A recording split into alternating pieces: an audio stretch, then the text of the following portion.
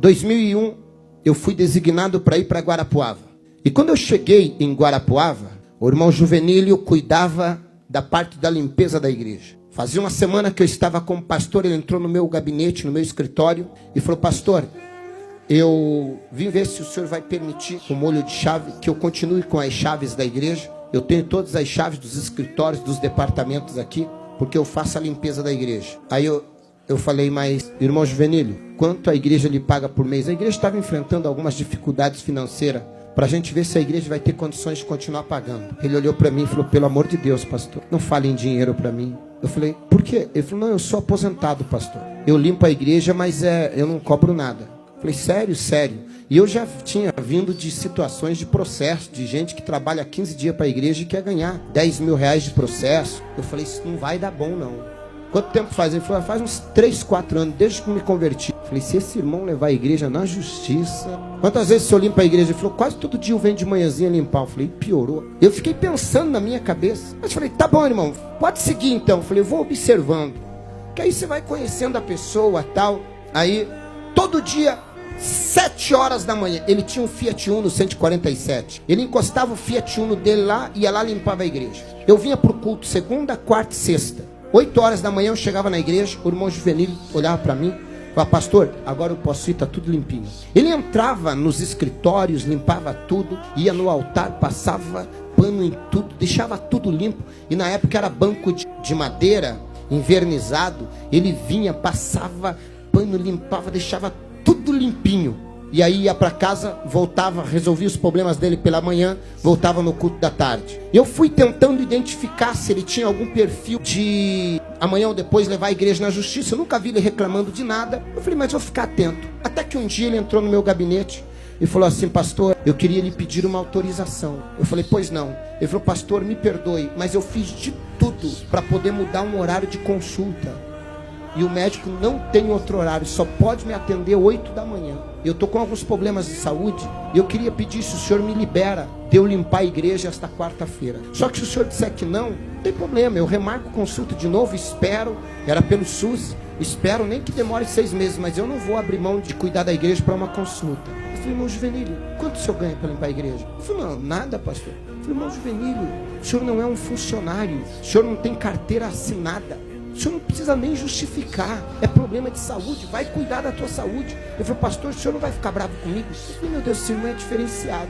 Eu falei: tem gente que arruma, ganhando, arruma desculpa para não ir.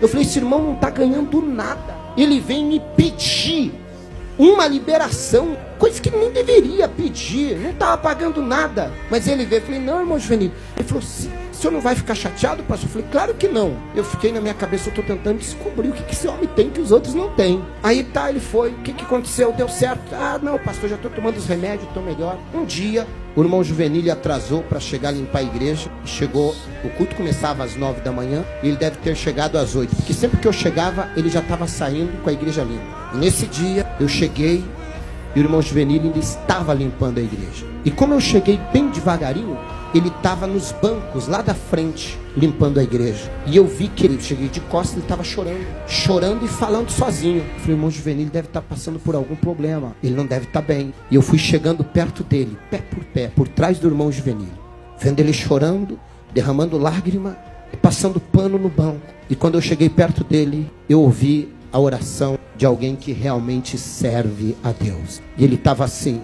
Senhor, eu era um bêbado, minha família ia se perder, eu não valia nada. E a Bíblia diz, antigamente, só podia entrar no teu santuário os levitas para auxiliar na limpeza, mas no Santo dos Santos, só o sacerdote. E o Senhor me deu a oportunidade de poder limpar até o teu altar, aonde o teu servo vai pregar. Eu, um bêbado, estaria morto se não fosse o Senhor.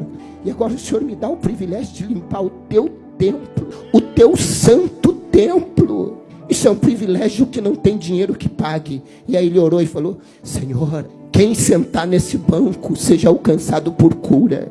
Usa o pastor Alexandre hoje por milagres, para que ele seja usado, para que vidas sejam impactadas, para que eles também encontrem a alegria que eu encontrei em Ti, para que eles também encontrem a paz que eu encontrei no Senhor, para que eles encontrem a vida que eu encontrei no Senhor. E Ele continuou limpando. Eu falei: Senhor, eu preciso me converter.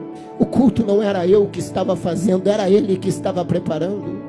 O culto era para Ele, era para o Senhor. Naquele dia eu senti que nada do que eu achava que eu era. Naquele dia eu vi alguém com uma conversão muito grande. Naquele dia saiu toda a preocupação minha com respeito: esse homem vai levar a igreja para a justiça, reivindicando direito. Ao contrário, esse homem se sentia o mais privilegiado de poder fazer qualquer coisa para o reino de Deus. E cada vez que eu acho que eu sou o dono do altar, que eu sou o pastor, presidente da igreja, eu lembro dele, eu falo: eu não sou nada, eu só sou um privilegiado, que ele me deu o privilégio de assumir o altar, para falar do amor dele, para pregar o evangelho. Isso é conversão, isso é servir a Deus com alegria, isso é reconhecimento de quem nós éramos e de quem nós somos. Gratidão, gratidão.